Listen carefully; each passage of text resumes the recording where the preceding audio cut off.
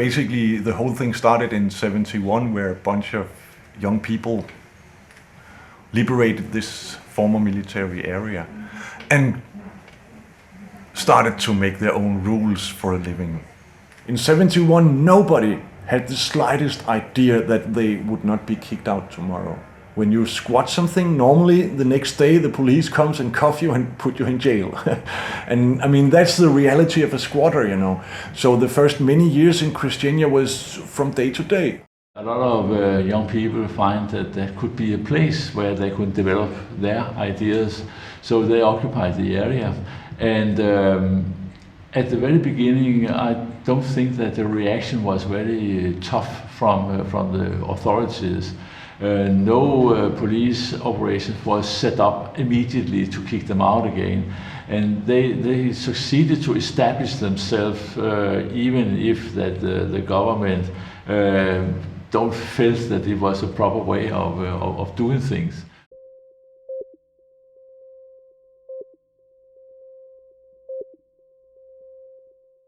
You know, one of the first roles we get in Christiania was that here you can do whatever you want, as long that you not make anybody else sorry with it. The objective of Christiania is to create a community that are self-sustaining and where the individual are free. Christiania is ranked as the third biggest tourist attraction in Copenhagen.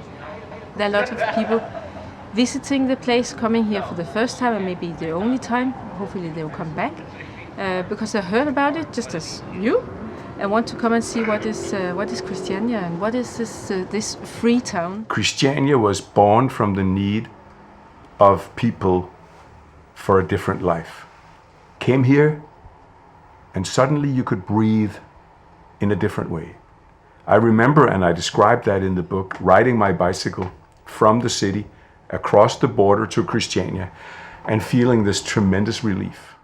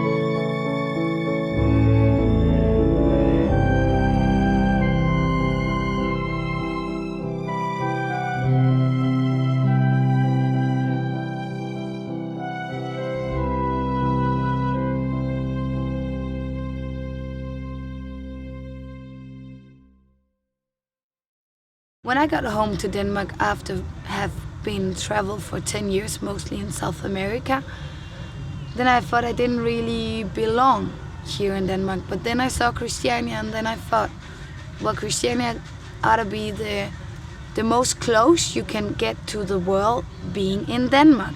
Because when I wake up in the morning, I never know which nationality the person who might be sleeping or sitting in my garden have, and I like that, you know. I never know who I'm going to meet. It could be a possible new friends. And I see that out here people are still really open-minded, and here I feel like it's the last place in Denmark where people don't judge you for your skin color or the name of your god. We are 800 people, 800 creative people that, you know, innovative, and a lot of things are happening. And there are lots and lots of people coming here on a daily basis or weekly basis because it's a peaceful place, and they come here and enjoy the neighborhood. We don't own the place. We live here. We have this fantastic possibility of living here. People of all kind are living very close, you know. People with more money and the poor one usually live away from the poor. Here everybody lives door on door and everybody is nice to the neighbor, whatever the neighbor is. and how if they are up or down in the money way or in the artist way or everybody is treating good. We have it all. We have the visionaries building windmills and artists doing concerts and shows and painters painting, and then we have the pushers selling hash. We are not like some utopian community with only real hippies doing real hippie stuff. We are all kind of people.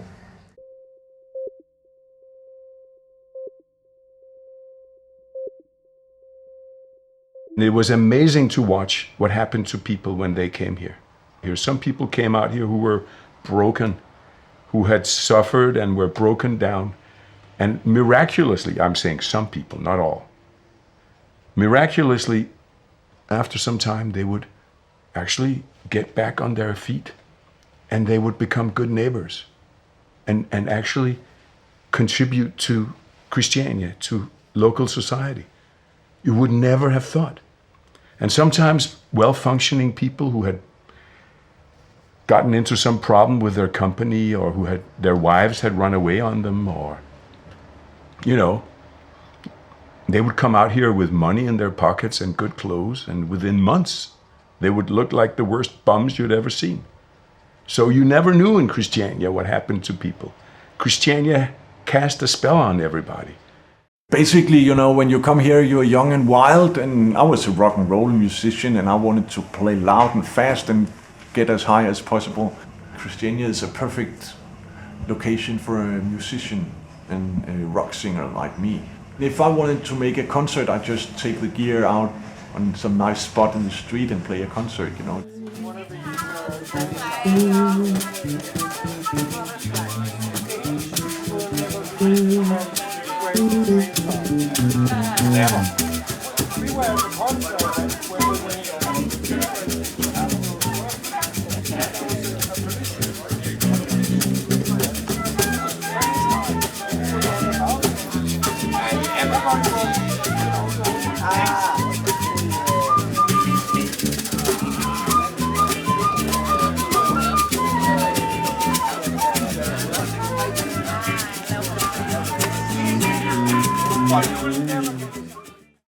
We have the right to stay here as long as we are here and we maintain our houses as individuals.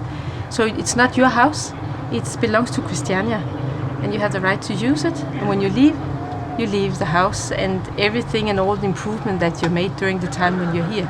Some of us have a job outside, as you would say, and of course we pay taxes. Everybody pays taxes. We pay for electricity, for water, everything.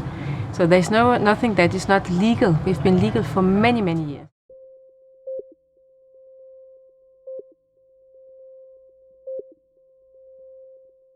Right now we've finally made a deal with the government where they say we can keep the property.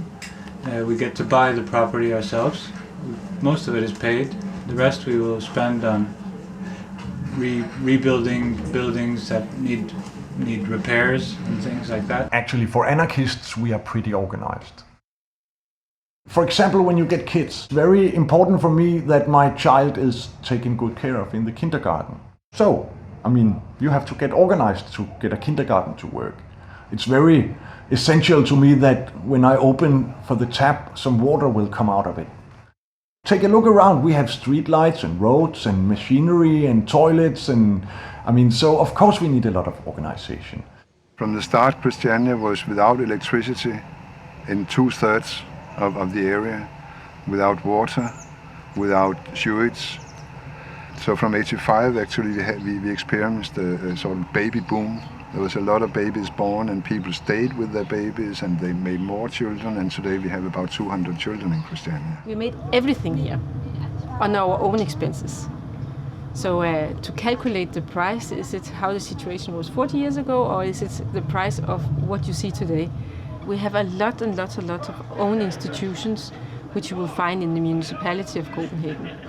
But we cannot buy everything here. We have a little shop called Indkøberen, and you can buy what you need on a daily basis. And we have everything that's needed for rebuilding the house, etc. The restaurant Spiseloppen, that was founded in 1983, It's been very good for people who are not especially hippie-like or hash smoking or whatever, but still like to have the feeling of being in Christiania.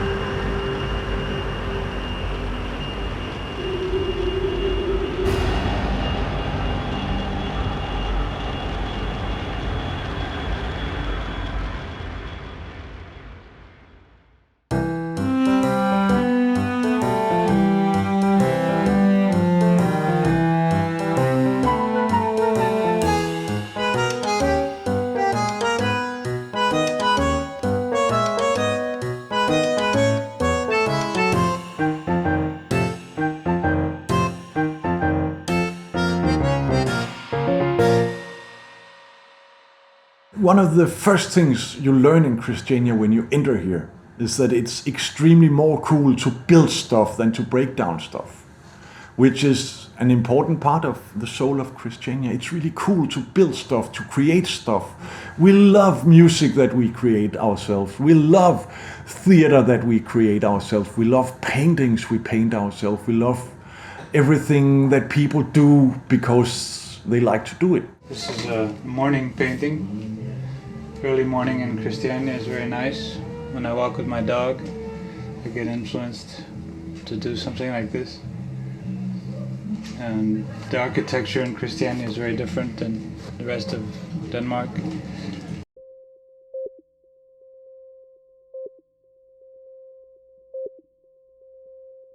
What I'm doing is that I go out and film basically everything actually. I film, I edit, I make sure that we broadcast, whatever there is. But I'm not alone, I have to say that. Occasionally we'll be at a concert, so we got the sound and we made the picture for the program. So in that way we were kind of collaborating.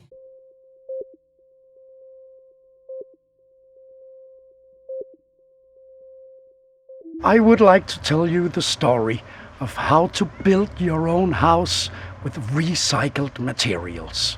My house is completely made out of recycled materials and old wood with a completely different quality than the wood they grow in forests with hormones today. And the roof is made of black glazed tiles from 1925. They are hand burned, hand glazed, and nobody makes materials like that anymore. Most of the houses built today are built to last for 40 or 60 years because otherwise they would ruin the business of building houses. My house is specifically constructed to last for at least 1,000 years if somebody maintains it from now on. Besides the materials I have chosen, it is an attempt to make a sculpture, to make a living sculpture that gives the eye an impression that you would think to yourself, wait, what's happening here? An inspiration to the eye. And instead of just building a playhouse and living in a playhouse, I thought to myself I might as well build a play castle and live in that. And the only place where this could actually happen, where this kind of building with your own creativity, your own artistic impression, and these kinds of second-hand materials that I know of, is the Freetown Christiania, and that is why I'm here.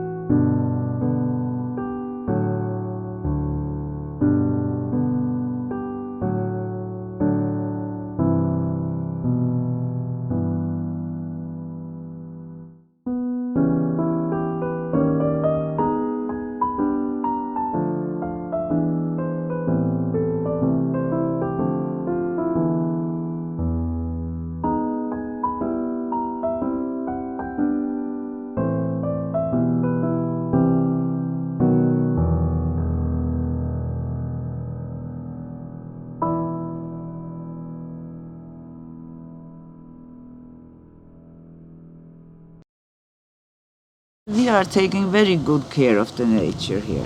Very good. Christiania's nature is all artificial. 400 years ago, this was all water. Everything was water.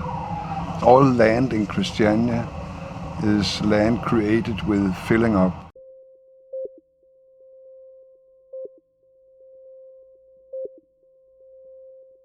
There's a lot of things happening around making the environment better, saying that they make like sun cells on the roofs and green roofs and different kind of things that are good for the environment. There's a little windmill out here also that actually gives some energy, and then there is places in Christiania where they like collect water to their showers, and when they go to the toilet they don't do it like normal with the water you slush out, but have it like using it afterwards for the flowers. And there is some, it's in a way that you can say that Christiania that way becomes like an idea for how you can manage to live in a city and still protect the environment. It was all military barracks before, and part of this military barracks was used to experiment and fabricate gunpowder and grenades and stuff. And so you have parts of Christiania that's so polluted. On the other hand, the way we treated this place is basically that for the first 20 years we just let everything grow. You see sun panels on our bathhouse, and you see them at very few places, but still, you know, it's not come very far. But of course, now that nearly everything else is fixed, I think maybe it's time for the next 10 years to really go into creating better energy and creating less pollution and taking this part very serious.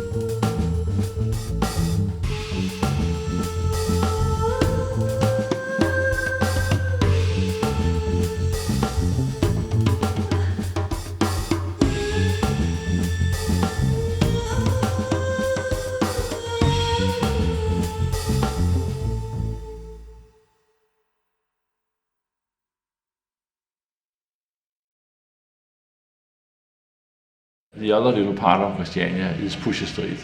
And Pusher Street is, have been over most of the years been the place where you could buy hashish more or less freely. There is a relation between the traditional Christiania and Pusher Street. And it's about the full circle. That if you say we want to create a community without the underworld, without the crime, without the drugs, without the ugliness, you know, maybe you can fool yourself, but shit happens anyway. The fact that you're not allowed to film in Pusher Street, well, that's the way it has been since the beginning. You know, the police try everything to get close into our Pusher Street. The police has of course, all the years had a lot of efforts to try not to kick the people in Christiania out of the area, but more to try to stop the hashish trade. The police used to come and try to stop the hash market, which made a lot of people angry. A lot of the customers, they're coming out here and they can't get the hash they want to get. And so the police try to disperse people, throw tear gas, and everything explodes. But the only trouble there's ever been in Christiania is when the police come and create problems. It's pretty crazy, considering the problem is just some hash. The reason there are no hard drugs in Pusher Street are that everybody is looking out for it. We don't want it, nobody wants it. And the reason the hash is on the table are that we want to see what people are selling. Well, talking about all the problems with hash or weed, I would say the only solution is to legalize. I don't smoke no weed or no hash or nothing, but then again, living out here, I understand that there is a need. A lot of people in Denmark smoke hash and they want to buy it, and it's being sold here, but they don't want to legalize it. So I think the problem right now is more of a question of politics. When you're talking about our request to the government about legalizing hashish, I think that you have most of the population behind that wish, because they also want us to get rid of the organized gangs. Our suggestion is that they should try use Copenhagen as a test area, and let's try to start it up here and see how it works. And if we get that results we think we will get, I think that could be a good argument for going further on. But of course, you have a long discussion inside the European community. The worldwide drug enforcement authorities is not an easy task. But on the other hand, I think you have to start the discussion, because it's impossible to just sit back and look at the enormous resources we worldwide use in trying to stop a thing you can't stop.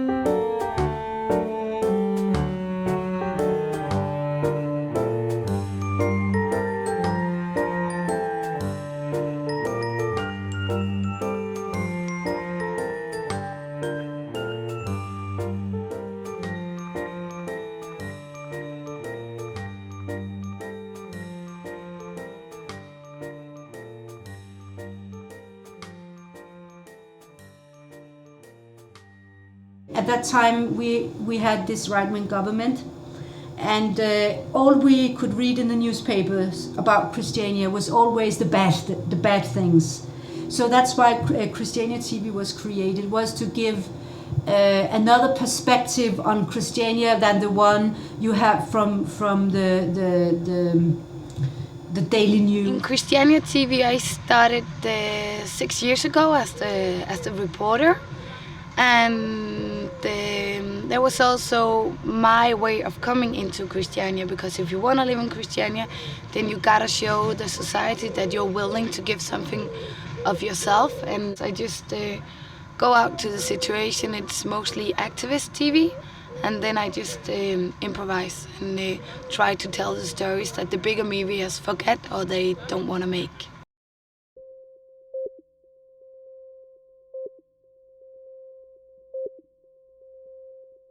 So this magazine, which is called the Weekly Mirror, it is Ugespejlet.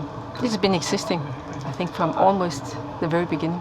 When I moved to Christiania, I start to make Christiania newspaper, and this is back in the early 80s.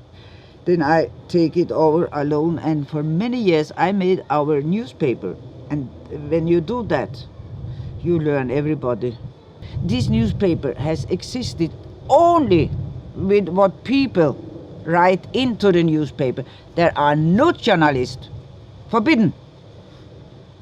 Because we don't want our newspaper to could be anything somebody could manipulate with. You understand?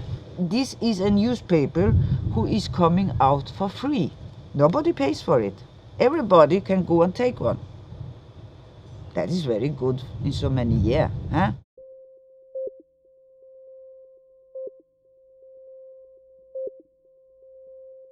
Then in 74 or 75, the parliament decided to bulldoze Christiania, to evict the whole place, to close down the... Then Christiania went out doing some public relation among the Danish population. And very fast it was actually turned into a political statement if you were for Christiania or against Christiania. So it's, so to speak, divided the country. It's obvious that it's nice for a city that people smoking hash or drinking beers or hanging out, wearing funny clothes or no clothes at all, they go to a certain part of city. So I'm sure that the town of Copenhagen appreciates Christianias here. But I'm not really sure. I think it's mixed. I think the majority very positive, but they would know that Christiania is not just one unit. Christiania is a lots and lots of different things.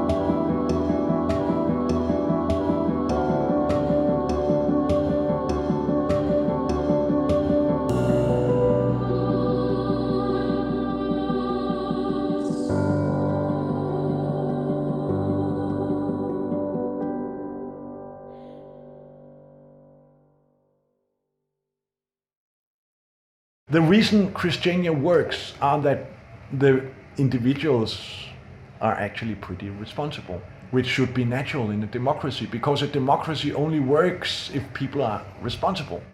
In Christiania, nobody lives for the benefit of somebody else or for the enrichment of someone else. In Christiania, one person lives for him or herself. Each person is his or her own and belongs to himself or herself.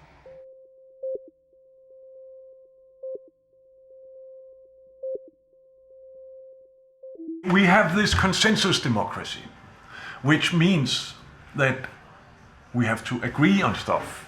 So, I mean, we don't take votes. We never take votes. We never take votes for anything, because we don't find it very interesting to find out that this is a 75-25%, this is 50-50, and it's not the point. The point is everybody is supposed to be here. So decisions we take by talking about it, by discussing. So it's more about the process. We are not interested in your 75% majority, because, I mean, who the hell is so sure that the 25% is not right? My opinion are that this is the true democracy.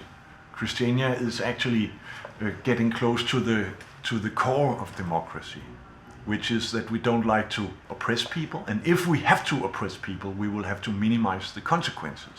I guess it's a true democracy should give a free city to the people who want to be free, and actually I think no democracy can do without it.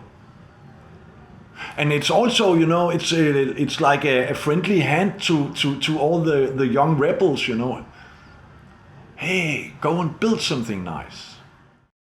I think that Christiania has developed also by the years, also showing what they're able to do. They have developed in a direction where we can learn a lot from Christiania. And I think that they have shown that it is possible to run an area with another set of rules that we normally use in the society. And in that aspect, I think it's very valuable for a country and a city like Copenhagen to have the opportunity to deal with Christiania very precisely, and also take out some learning of how to solve social problems. They are good to take care of each other. How to solve small firms who are creating some things, producing some things. How to see to that people are occupied with some kind of work inside or outside, and they're very good at that. They also have a huge alternative way of art, music and whatever, and you can learn a lot from that.